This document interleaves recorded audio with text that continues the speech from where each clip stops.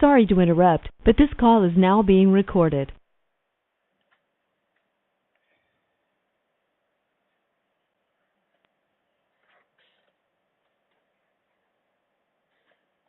Mikal, your line is now open. Go ahead, please. Hi, shalom everyone. Thank you for joining us today.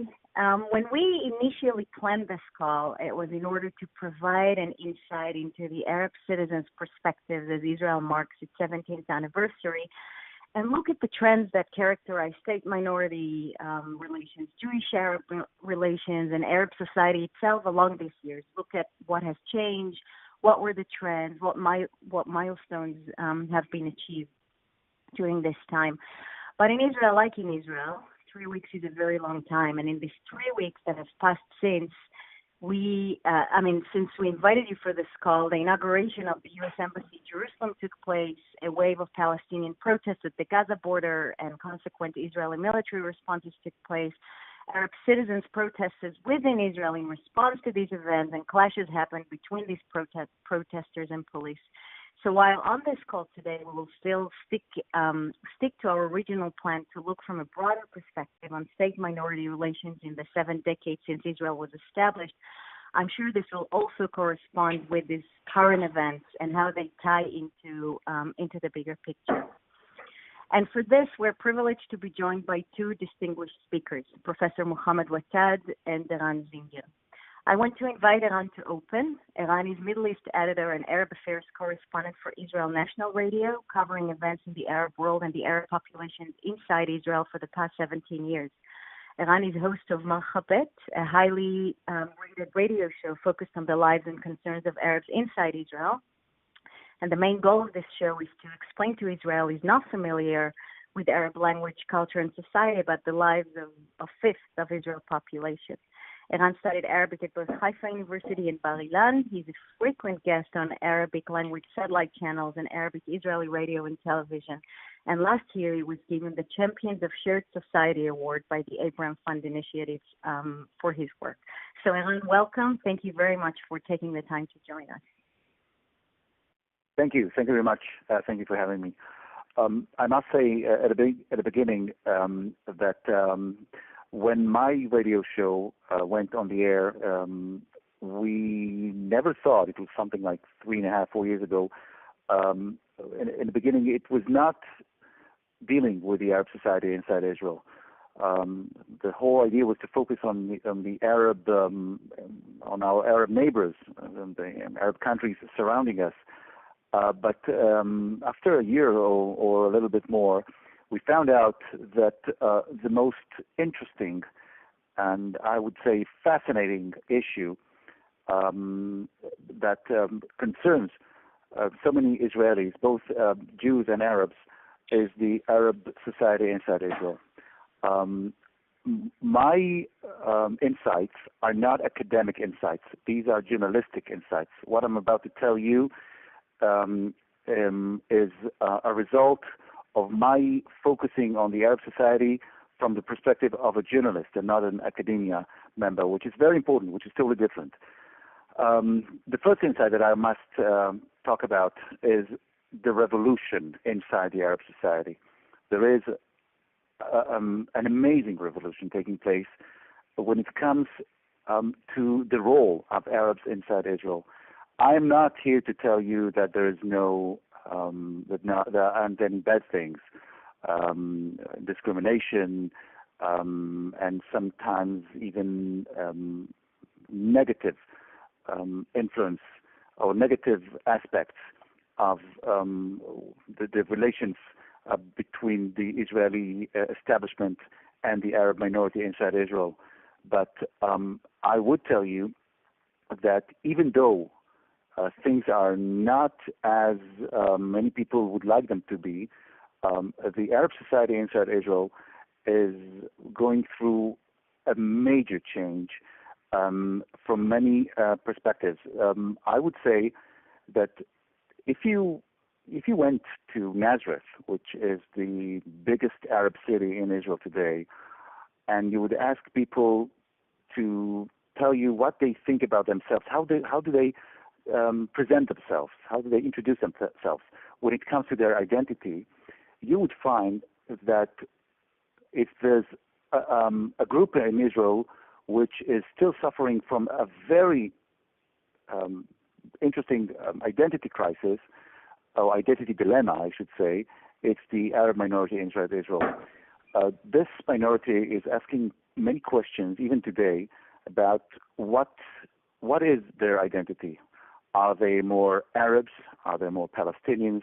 Do they see themselves more Muslims or more Christian or Jews? Or maybe they have other ways to look at themselves. The leaders, the vast majority of leaders of the Arab society inside Israel, they see themselves as Palestinians, and they say we are first Palestinians and then we are citizens of Israel. But I don't use this term. I mean, I am, when I'm addressing my audience, I would never say that they're not Palestinians, but because this is how they see themselves. But I would not say that this is their number one issue when it comes to their identity. Many of the Arabs that I talk to, many of the Arabs that I interview, they see themselves, and this is how they want to be considered, Arab citizens of Israel. We have a term in Hebrew, Arvei Israel, which means Israeli Arabs. This is a terminology that they don't want to use. They don't like to be called Israeli Arabs. When you call an Arab, or when an Arab citizen of Israel calls himself an Arab citizen of Israel, which belongs to the Arab citizens of Israel, the citizenship has a lot of meaning because they believe that they have their rights and they want to be part of the citizenship of Israel. They want to feel belong, and I think this is another major issue. The relations between Jews and Arabs has not changed. We have seen that through the last 70 years. And as a journalist, I am 42 years old. I've noticed I've been covering the Arab society in the last 20 years because I was covering the IDF withdrawal from Lebanon, and then the Second Lebanese War and the Second Intifada. And I've witnessed, as a citizen, as an Israeli, and also as a journalist, I've witnessed the long process that the Arabs went through. And even though the relations between Jews and Arabs is not always a good one, the relations or the willing of Israeli Arabs or Israeli citizens of Arabs or Arab citizens of Israel, they're willing to be part. They're willing to feel part of this country, to feel part of the state of Israel, is getting stronger and stronger. Again, this is a journalistic insight. When you go to a pharmacy in Israel, I live in Haifa, but it's not only in Haifa. It's in Jaffa, it's in Tel Aviv, it's in Jerusalem. Sometimes I talk to Israelis. I'm invited to all kinds of forums, and the questions that I always ask my audience: when was the last time you saw a Jewish pharmacist in a pharmacy? And the crowd would laugh because you don't see any Jewish pharmacists today. The vast majority of people working in the pharmacies are Arabs. The same thing goes with hospitals. When you go to a hospital, not only in Haifa or in Nahariya or in places that are surrounded by Arab villages or Arab communities, but also in Tel Aviv and in Jerusalem, this is a whole new trend right now, which I believe is a fascinating indicator that this community, that this minority in Israel wants to feel part of the state.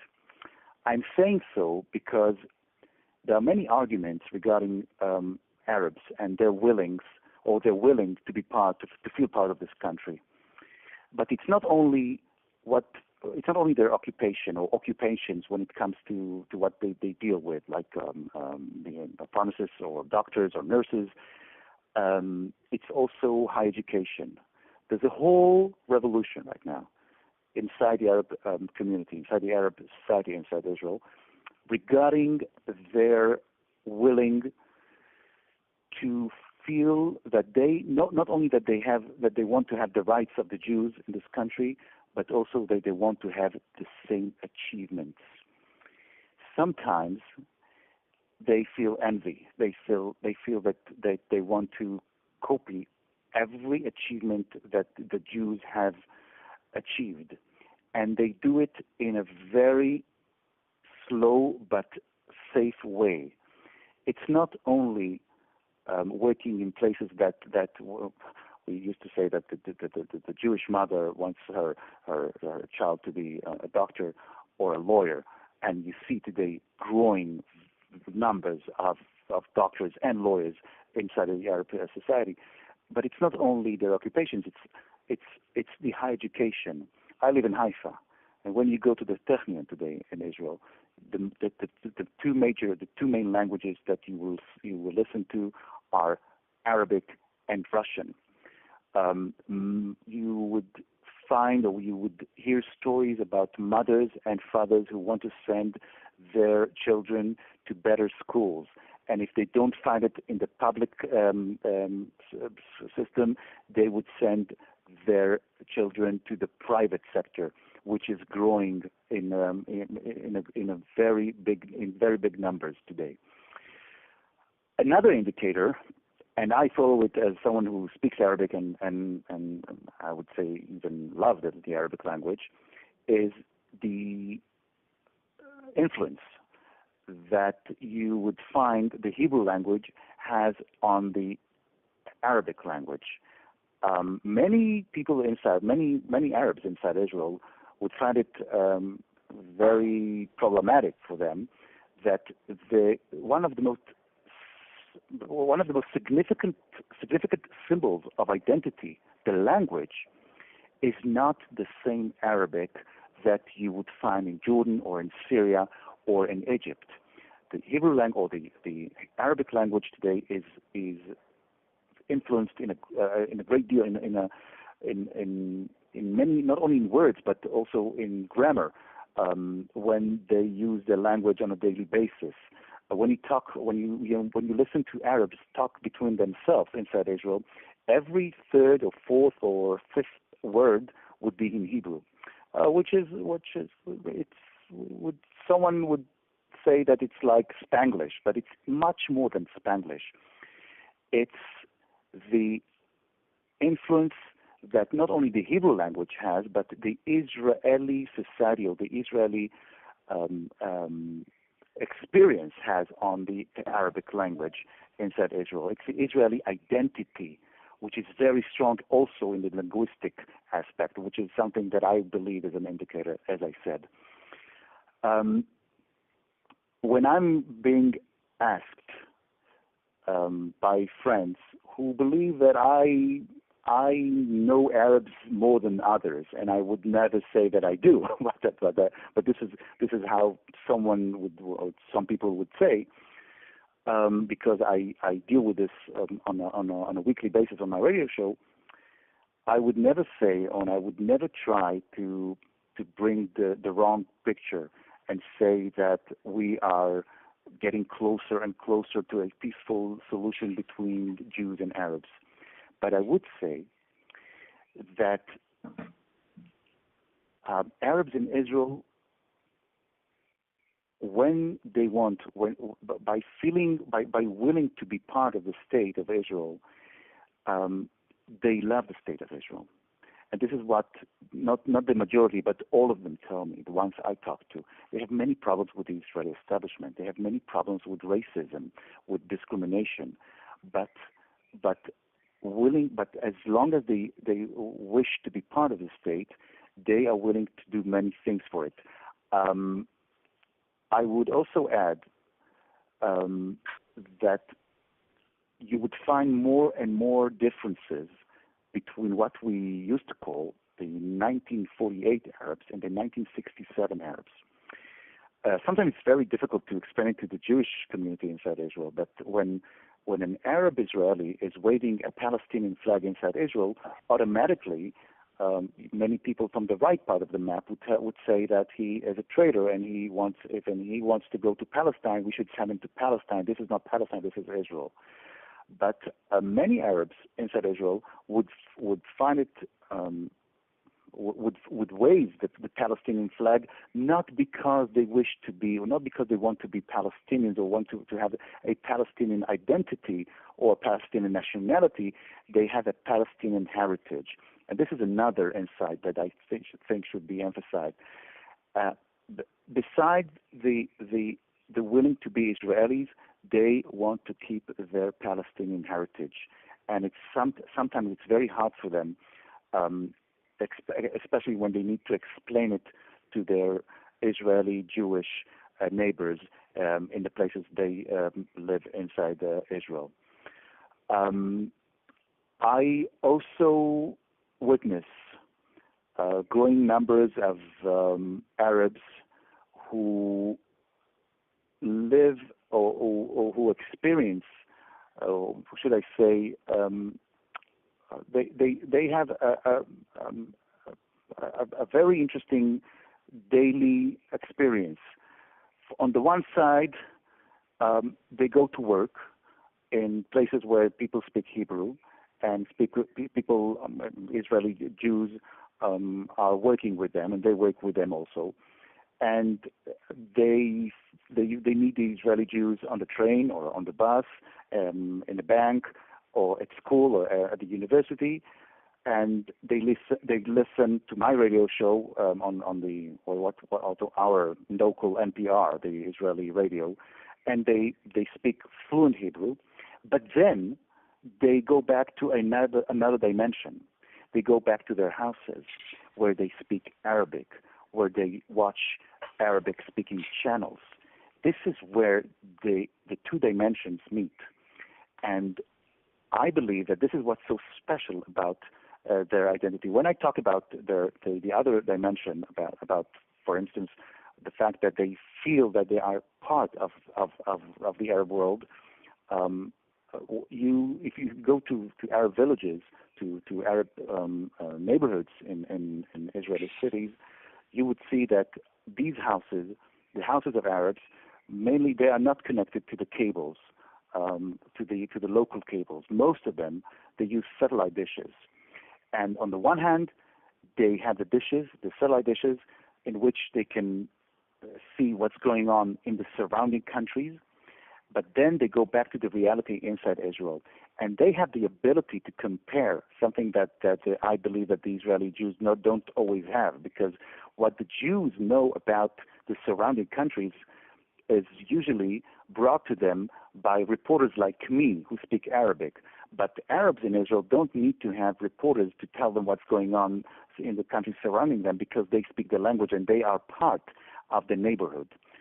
And this is what's so special about Israeli Arabs, I think, or the Arab citizens of Israel, especially in the last 10 years, or should I say almost 8 years, since the Arab Spring started, or what we used to call the Arab Spring. Because the Arab Spring initially was another identity crisis of Arabs surrounding us, asking the question, what are we first? Are we more Arabs? Do we feel more connected to our Arab national identity, or do we feel more connected to our religious or ethnic identity? Are we more Muslim or Shiite? And if we're more Muslim, which part of Islam do we if we're more Sunni and Muslims, do we feel more connected to a specific Sunni Islam or others? And I think that the questions that have been asked in the last 8 years in the countries surrounding us are affecting also Arabs inside Israel, not because they feel connected, very connected to what's going on in Syria, but the war in Syria, the question of where does the Arab nationality go to?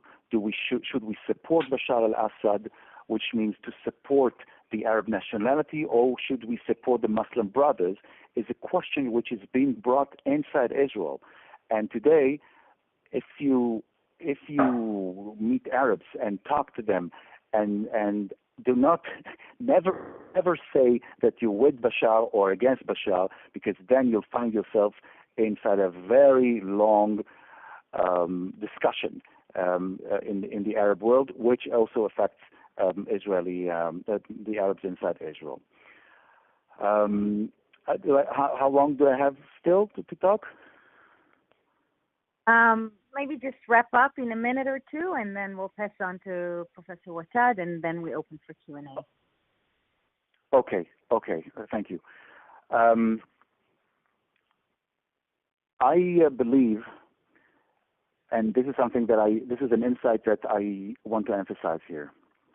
I was once asked, how do I prove the fact that the Arabs inside Israel are a whole different group? Because I claim again and again that the agenda, that the interests of Arabs inside Israel are totally different than the interests of Arabs outside Israel and of mainly Palestinians living in Ramallah or in Gaza. And I show people one of the most popular websites of Arabs in Israel, which is PanNet, PanoramaNet. And when you go to the first page, to the homepage, you would find that you have an option. You can go to local news, or you can go to Palestinian news. In other words, Arabs in Israel see themselves more and more as a different group, a group which is not always welcome by the Israeli establishment or the Israeli society, but at the same time, a group that does not automatically sees itself as a part of the Palestinian government, the Palestinian society in Ramallah and the West Bank or Gaza. This is a group of people who have been influenced a great deal by the Israeli people, by the Israeli society, by the Israeli experience, by the Hebrew language, by the Israeli economy, which is something that should be emphasized also. They have their economic interests. They have their way of handling their economy, and they feel very proud of it.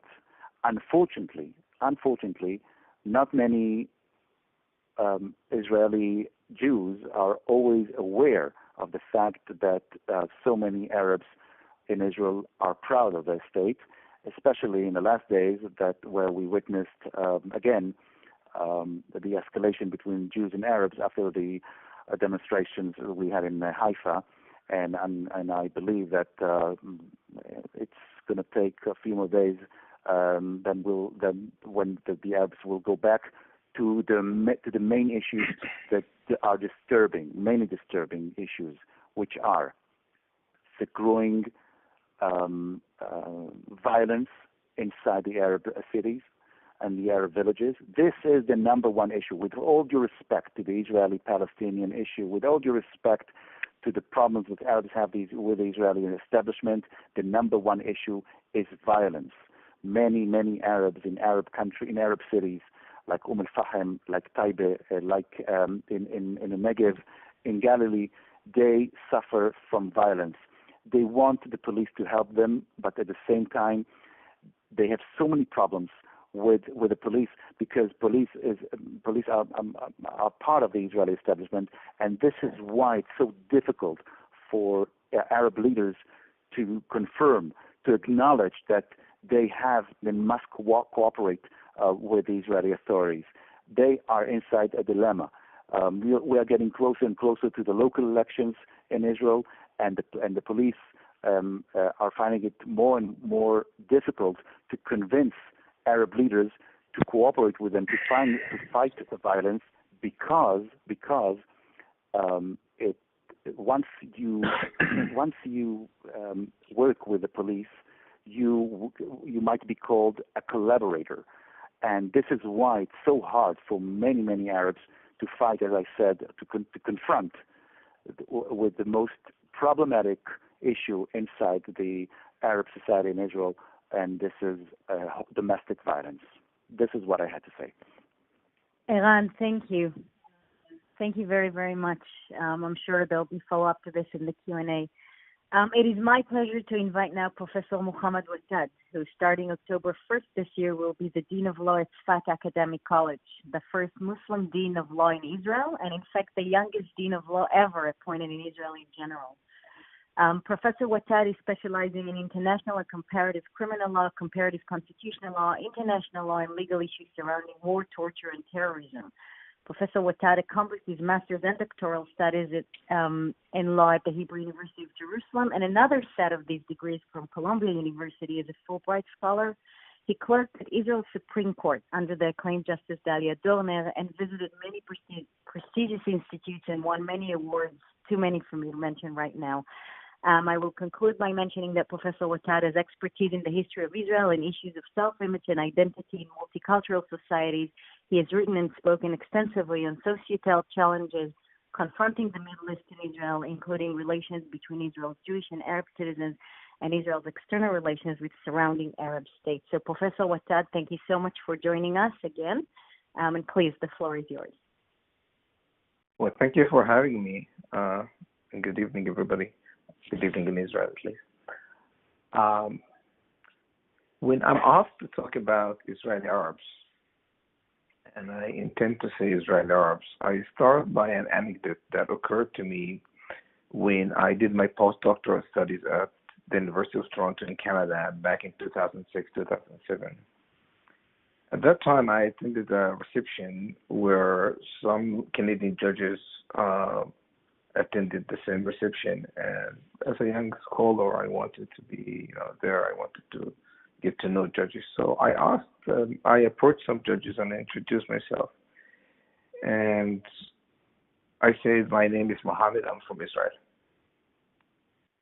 At that moment, there was huge, bold silence. And one of the judges said, Mohammed from Israel, you are a Jewish Israeli Arab? I said, no, I'm an Arab Israeli. He said, what does it mean to be an Arab Israeli? To be honest, this was the first time it occurred to me that I have to inquire into my identity, to ask questions about national identity, about citizenship identity. In the first instance, I believe that that judge was an ignorant of the existence of Arab minority inside Israel. But quickly after I launched a long conversation with him, I learned that he was actually trying to challenge me about the way I introduced myself, because obviously, as he mentioned before me, whenever he met Arab citizens of the state of Israel, they usually define themselves to be Palestinians who hold the Israeli citizenship. To be honest, such articulation of any identity of the Arab citizens of the state of Israel includes, in my modest opinion, many political inclinations. But if I try to address this question from an academic point of view, and it's not necessarily the right point of view, I come to realize that the question involves quite obvious identities.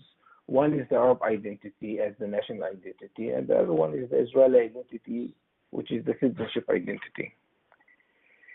Now, I'm not the only person on earth who has more than one identity. Most of us have many identities, whether we refer to it in the context of the conservative identities that we know, or some more cultural, complicated identities.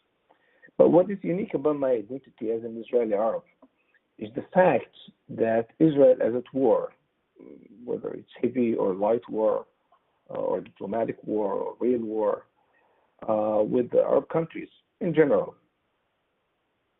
which means that my national identity is at war with my citizenship identity. And when I say I'm Israeli citizen, it has a meaning. It has reflections. And when I say I'm an Arab national, I have to ask what I said. What does it mean to be an Arab national? What does it require me to be an Arab national? Now, in my modest view, when I studied the national identity of the Arab national identity and the Israeli citizenship, I concluded by saying that being an Arab means feeling like an Arab. Being Israeli means knowing that I'm Israeli. Which makes me to think of the following examples.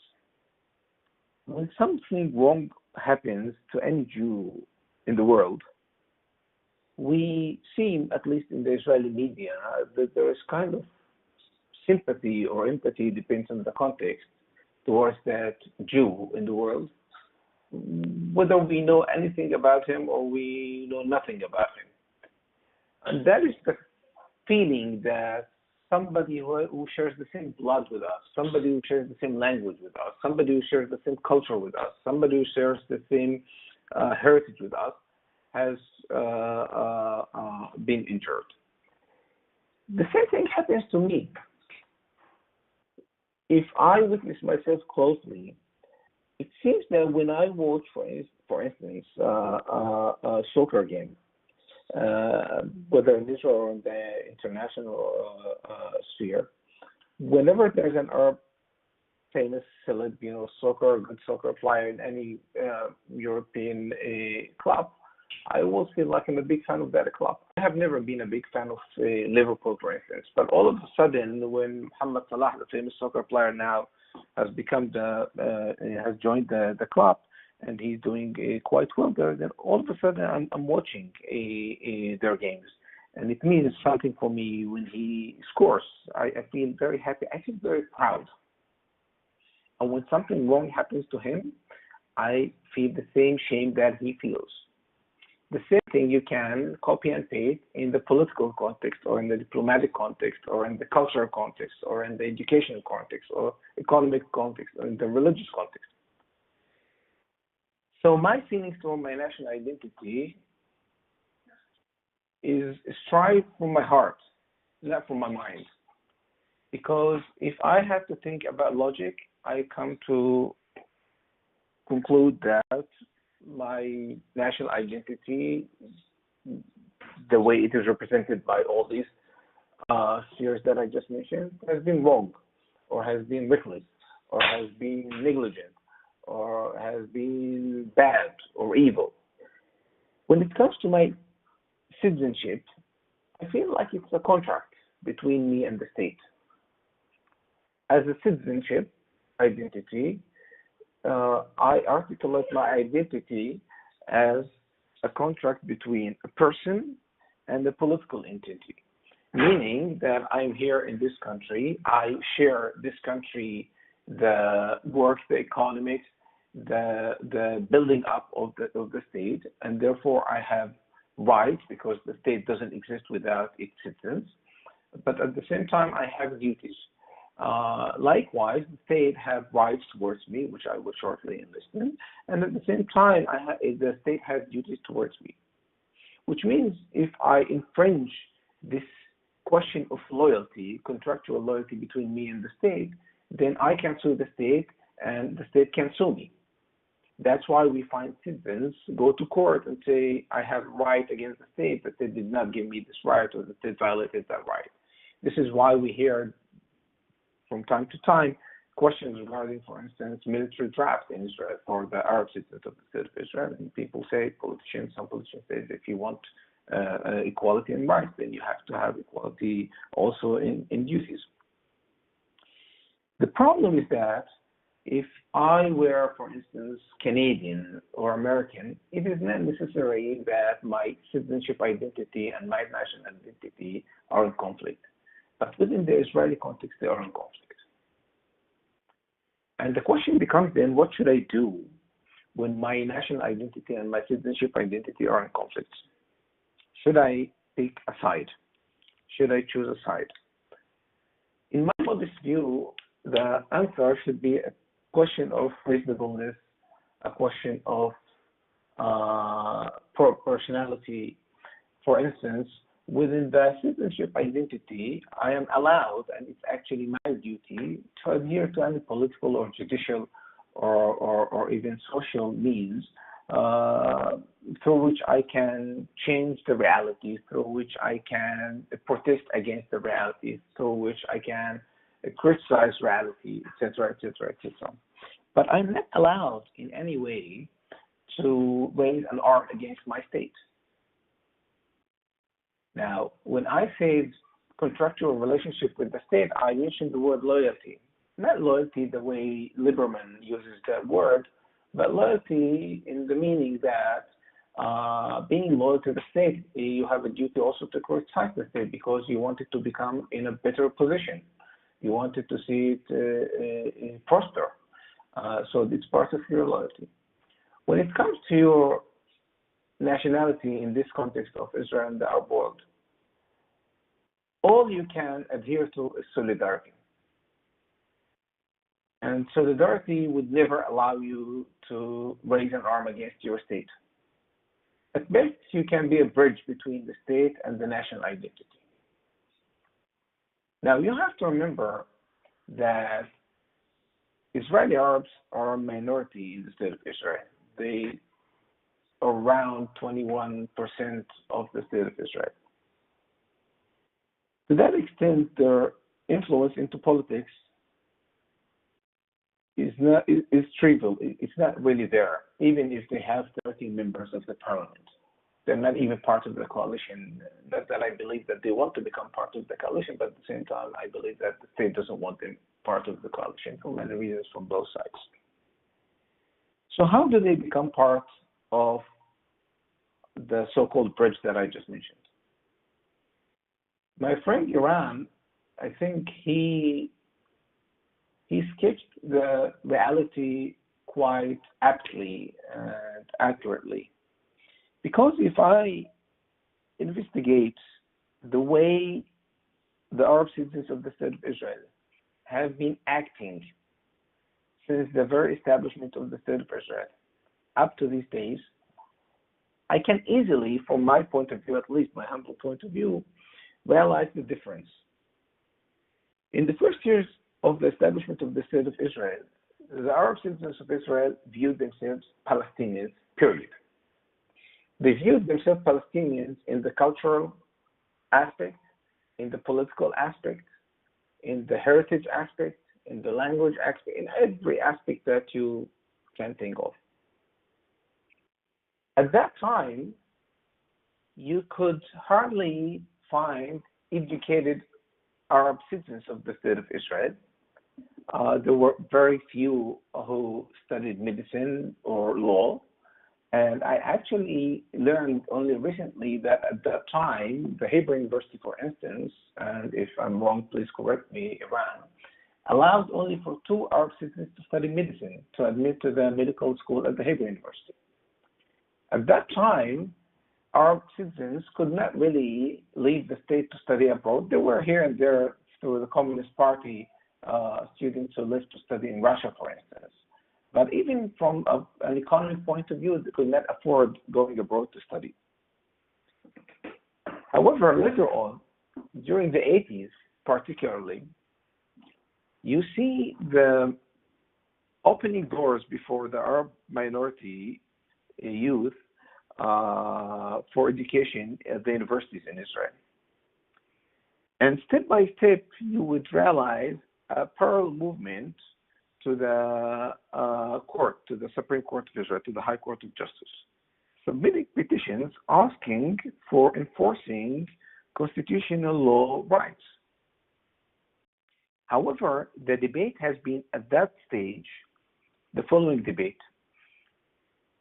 Our rights as citizens of the state of Israel have been violated. The Declaration of Independence guarantees for us equal treatment, equal rights, and therefore we demand these rights. But towards the mid-80s of the last century, of course, there is a trend of Israeli Arabs sending their children abroad to study. Now, there are many reasons for that. One of the reasons is that the Arab population, since it has been discriminated against for many years, especially in education, they hardly used to pass the psychometric exam, and therefore it was very difficult for them to admit to universities in Israel. So they would go to Germany, they would go to Italy, they would go to Canada, they would go to the USA, they would go to Eastern Europe, etc., etc. But especially, and I focus and highlight their move toward Europe and their move toward Canada and USA, they come back from there with new ideas and concepts of collective rights. Namely, when they approach courts right now, they don't say, please give me my right to equality simply because I'm an Israeli citizen, but rather they would say, I demand the right to use the Arabic language in the public sphere because I'm an indigenous minority.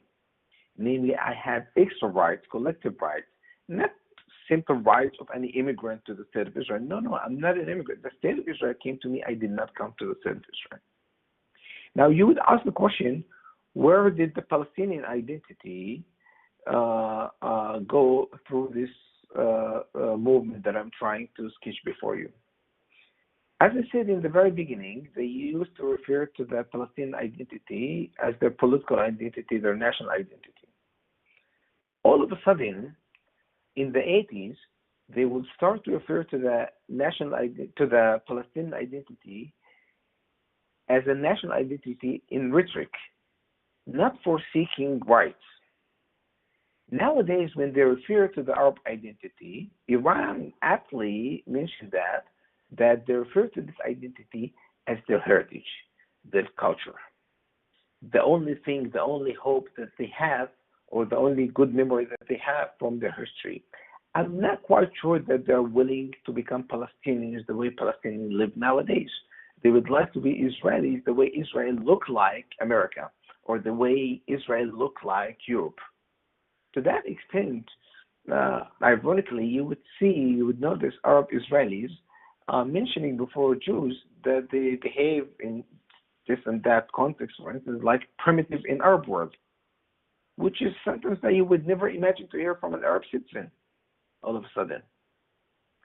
So to that extent, when Israeli Arabs discuss the right nowadays, they talk about their Israeli citizen not as a trivial or an incidental identity, but they really mean it that they are citizens of the state of Israel. Whether it was right to give them the citizenship identity or not, this is a historic question. But for them, reality says, or realpolitik, let's say, says their Israeli citizenship with all that it means.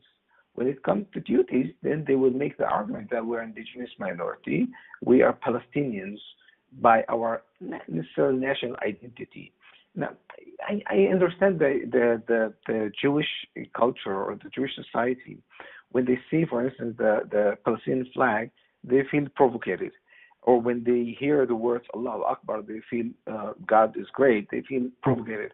But the truth is that in our culture, when you wave with the Palestinian flag, it could be a symbol of pride of your whatsoever still remains from the Palestinian heritage. When you say Allahu Akbar, you don't mean it in the religious. It's like Elohim Gadol in Hebrew. God is great. It could be like a conservative person saying that, or even a complete, atheistic person who can say that.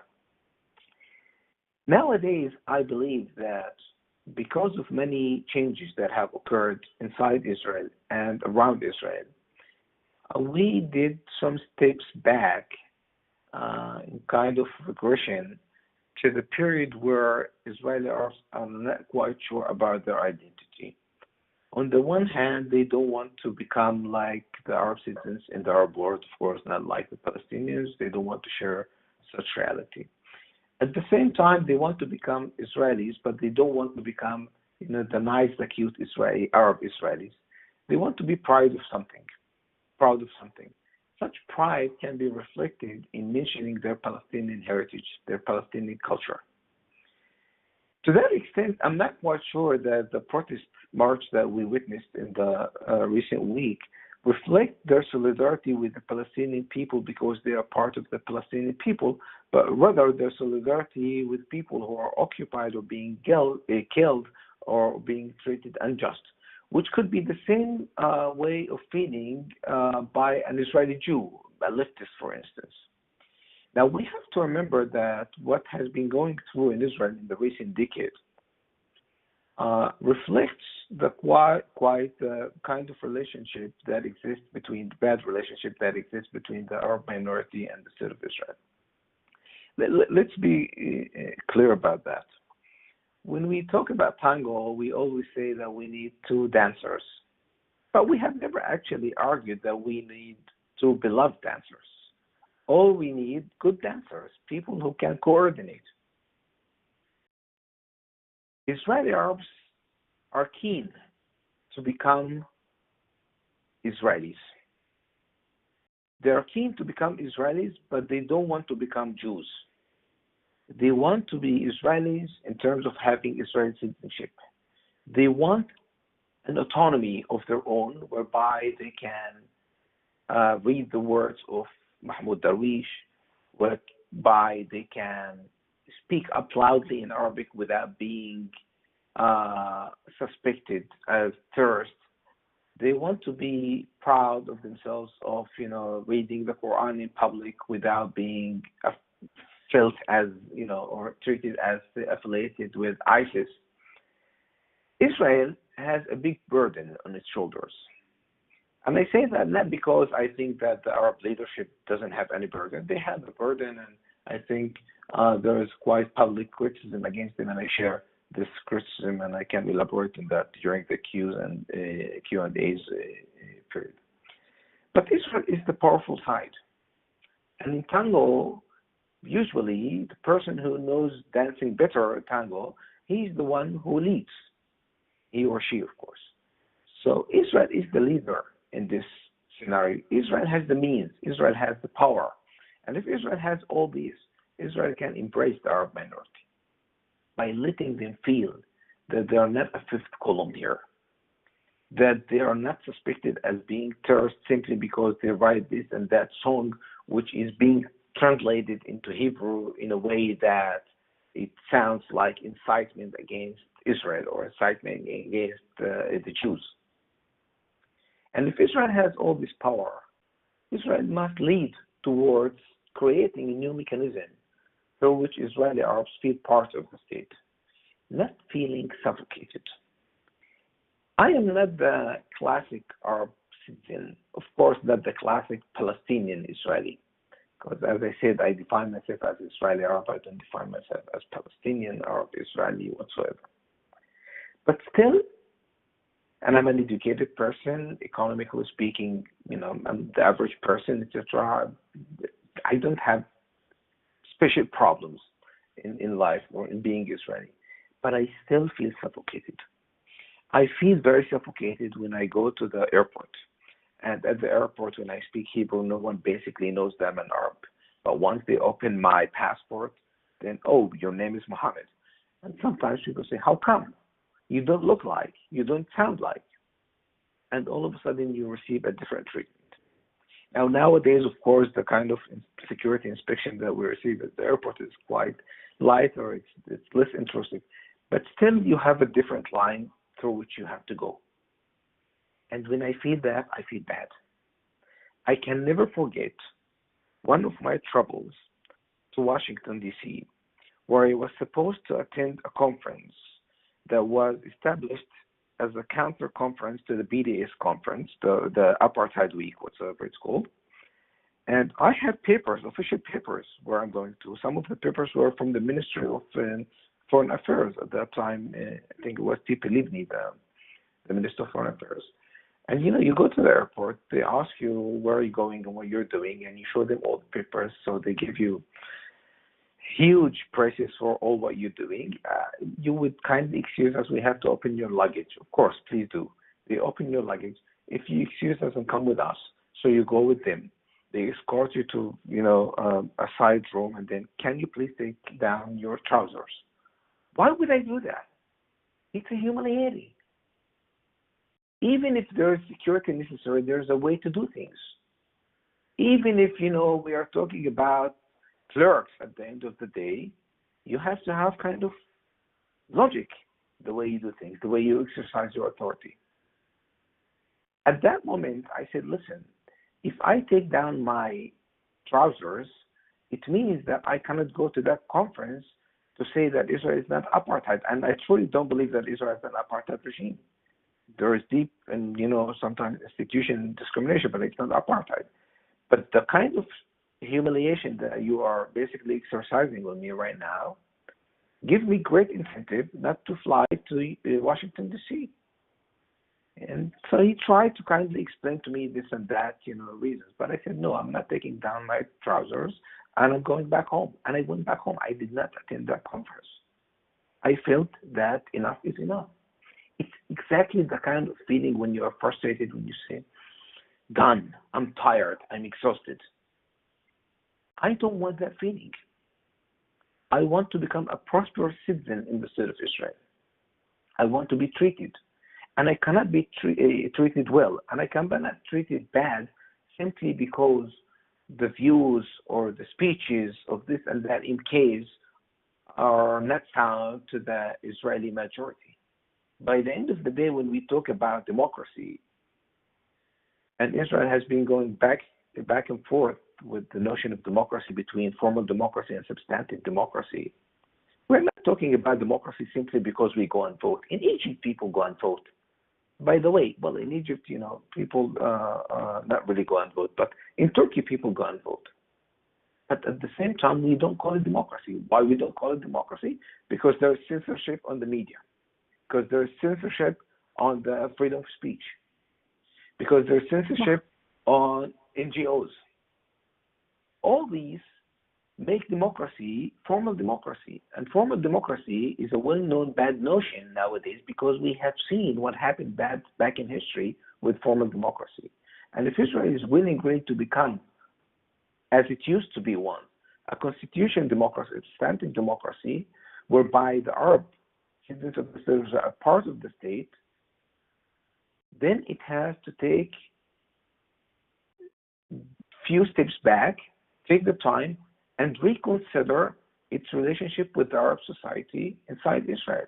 There is no way that an NGO leader go to an investigation room simply without any injury and comes out with an injury, a severe injury, and then says, no one touched him. This event caught the media attention for many reasons, but one of the Muhammad, reasons... If you can wrap up in just one last minute, so we can still leave a few minutes for questions. So, of course. One of the reasons is that this particular NGO leader, who is, by the way, is not well known to be extremist, he's the kind of person who articulates his arguments very gently in an eloquent way. He represents the kind of Israeli Arabs that we're talking about nowadays, who are willing to be Israelis, and at the same time, they are willing to express themselves without fear of being, repressed, without fear of being put into prison. To wrap up all that I said, I think that in the recent decade, we have gone back to some kind of black age, though since the mid-90s towards the early 2000s, Israel used to be a better democracy despite all the discrimination arguments, etc., etc.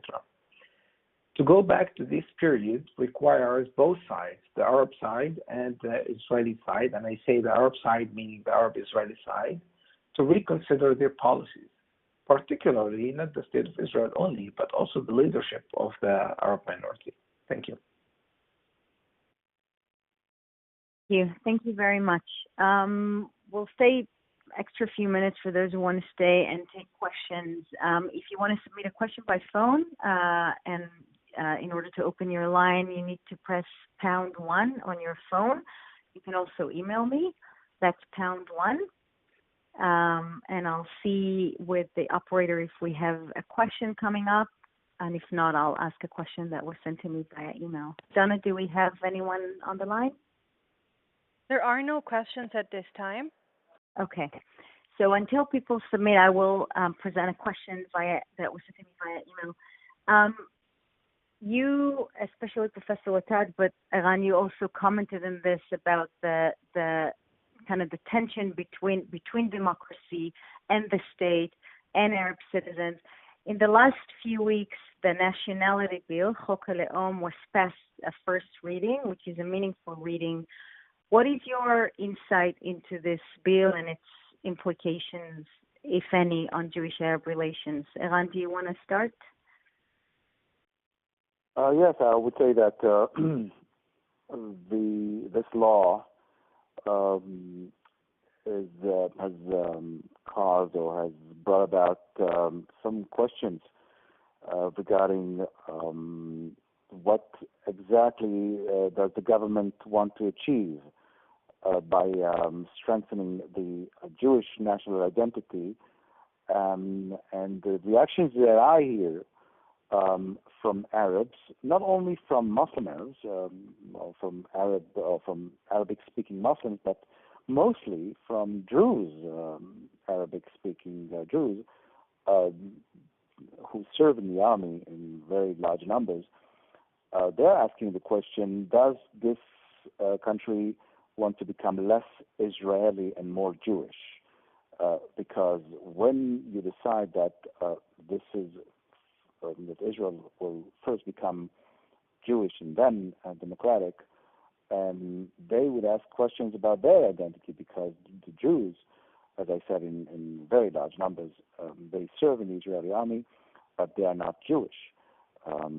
They speak Hebrew, they speak Arabic, they serve the country, but they cannot see themselves as equal citizens of this country when you have a new law saying that this is first a state of the ones who are Jewish.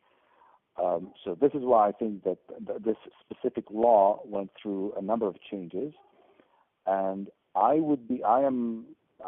should give a very honest answer here. I do not understand the meaning of this law. I don't know what's the main purpose of this law.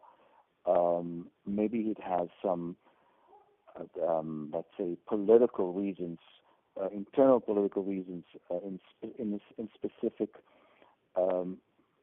political parties inside Israel. But as an Israeli citizen, I would say that this is a law that would not. I should rephrase myself and say I should rephrase what I've just said and say that it is very complicated today to find a common ground for Israelis in general, not only Jews and Arabs, but national religious Jews, Haredi Jews.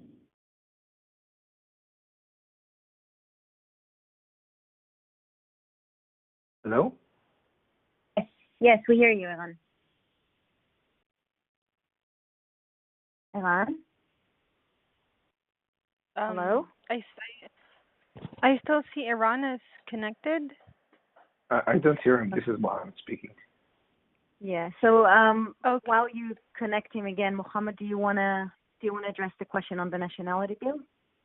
Yes, please. As a legal scholar of constitution law, I inquired into the purpose of that law.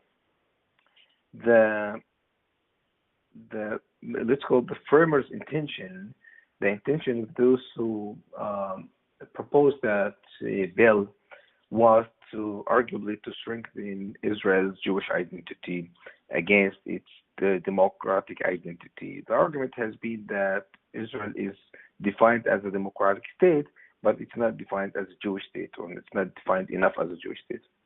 Now, as someone who knows quite something about the laws in Israel, this is a big lie.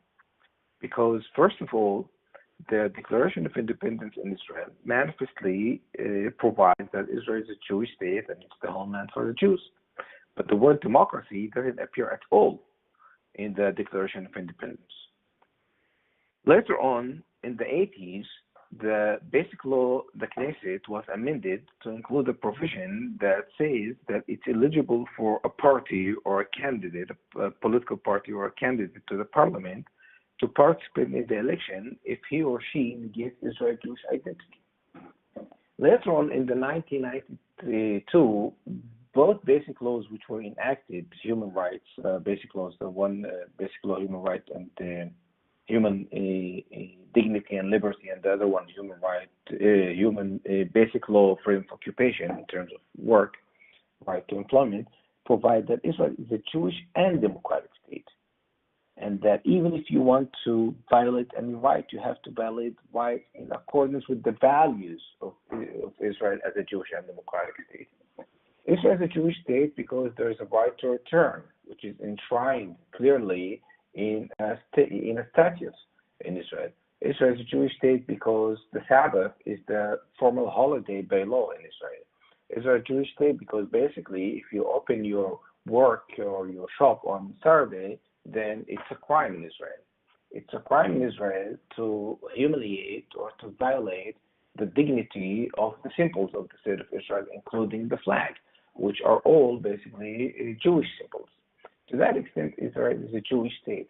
Israel is a Jewish state also by preventing other rights which are provided for the Jews but not provided for the Arab minorities, such as the right to family unification when you get married with Palestinians. That's only one example. But let's ask whether Israel, by law at least, is a democratic state. You know that the right, the basic law, human dignity and liberty, which is the main charter of human rights in Israel, doesn't include the right to equality. It is not mentioned there. And it's not mentioned there originally because the Orthodox Jews didn't want to include the term in order not to violate the status quo regarding the rabbinic courts.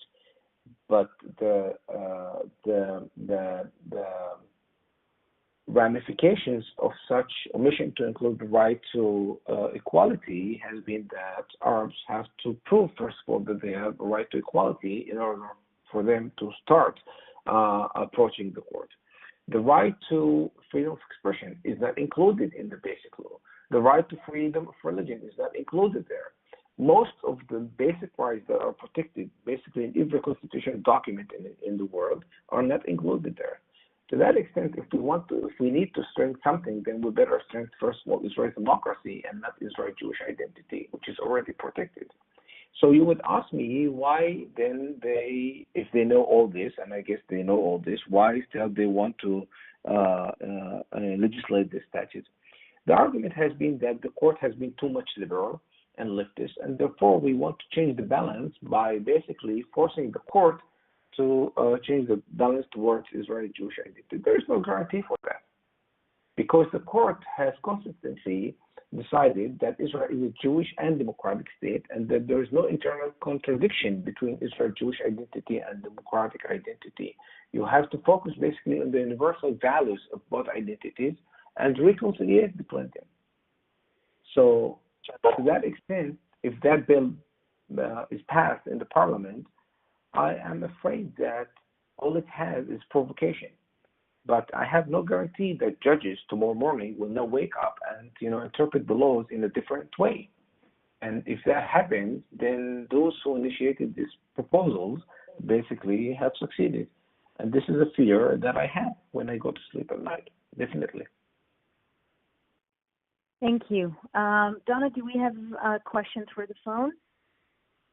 No questions at this time. Okay. So I will just submit I got a few questions by email. I'll just read one last one to you both. You both spoke about Arab citizens in Israel as a distinct group from the Arab neighbors countries who aspire to integrate and live at the standard of living of the rest of Israeli society. Yet over and over, we hear radical, polarizing statements by Arab politicians. And even regarding the Syrian issue, Arab parliament members refuse to condemn Assad's acts. So what message is this sending to the rest of the Israeli public as far as the Arab citizens' desire to really to integrate? Eran, we dropped you before. Do you wanna address that? Yeah, I'm again with you. I think that this is very interesting. That on the one hand, you you would see very radical response to statements made by Israeli Arabs or Arab politicians inside Israel with their extreme reactions or their extreme statements when it comes to their sympathy sometimes with radical groups within the Palestinian people. But I can assure you, and this is something that I've noticed, even though the vast majority of Israelis are on a place which is in a righter part of the map, more and more Israelis, you can see it by in all kinds of polls that you have today on Israeli media.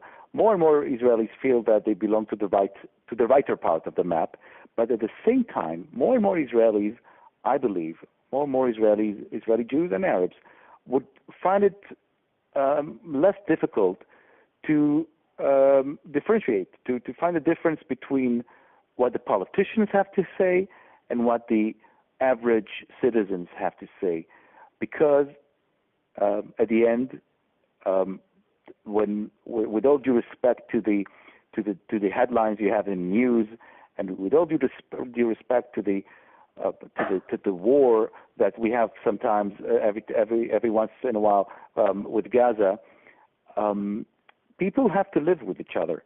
And when people are getting out of their houses, whether they're Jews or Arabs, they meet the others, as I said, in the public transportation, in work, in the banks, and they know that there is a difference. And they know that politicians have their job to be politicians, and sometimes they would react, and sometimes they would use political statements. And if we go back to the law, Chok HaLeom, the national identity law, I would say that many Israelis today understand, both Jews and Arabs, they understand that this law is for political reasons. It's not a law that's going to change the reality at the end, even though you have many people, many politicians who do want to change the reality. May I elaborate on your question, please? Of course. You know, I have heard many of my Jewish fellows stating again and again that they don't have any home but the state of Israel, which is a quite true statement. But it occurred to me once that I am, as an Israeli Arab, have no other home but the state of Israel.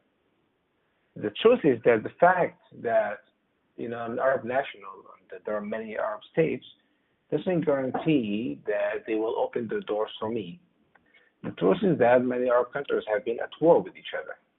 The truth is that even if these Arab countries have not been at war with each other, when they needed to open the doors for each other, then there have become questions. See, for instance, the fact that the Palestinians in Jordan and the Palestinians in Syria and in Lebanon have remained refugees up to these days as second or third citizens, literally third citizens. They have different passports, they have different IDs.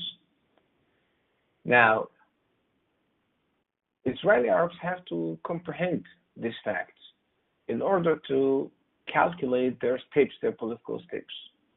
When it comes to politicians, I agree, if I correctly understood you, Iran, that politicians basically, if these are my words, I might not mention them, but they're hypocrites. They sometimes make statements simply for politics.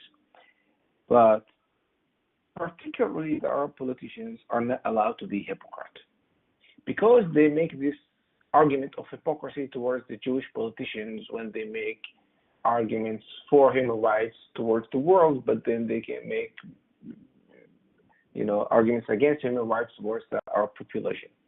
They cannot in any case condemn Israel for this and that military action, and at the same time and in the same vein refrain from condemning what is happening in Syria. Whether you believe it's conspiracy or not conspiracy what's going on in Syria, your voice has to be loud and clear. You cannot allow yourself to treat yourself as another politician in the Israeli parliament. You are there because you have a message. You want to convey a message. This message has to do with the rights of the Arab minority in Israel. This message has to do with establishing bridges between Israel and the Arab world. If you argue that Israel is not a democracy, and they do argue that Israel is not a real democracy, not that I argue the same thing, but in many contexts I think they're wrong, but still they cannot argue for totalitarian regimes in the world. And they have to make some steps back and have some kind of self-criticism. I have to admit that there are politicians in the Knesset, apart from one maybe or two that I can mention, they don't have this kind of self-criticism notion. And this is something that I fear. I fear because if you have been struggling the same way for 70 years almost, and you can't say that you're losing again and again and again and again, you might be right, you might be just, but still, your sense of realpolitik is wrong. Your compass of realpolitik is wrong. Then you have to rethink, reconsider your steps. And this is something that they don't do, unfortunately. Thank you. Thank you both. Unfortunately, we have to finish. There's so many questions coming in, but we'll just have to invite you both again. Thank you so much for your time and for thank you and for staying with us till late in the evening in Israel time. For everyone, right now in your mailboxes there is an update about the recent events in Israel and their effect on state-minority relations. So feel free to read and share and reach out to us with questions. And we look forward to having you on our next call. Thank you, Mohammed. Thank you, Iran. Good night, everyone. My pleasure. Good night. Thank you. Bye-bye. Thank you, everyone. Have a great day.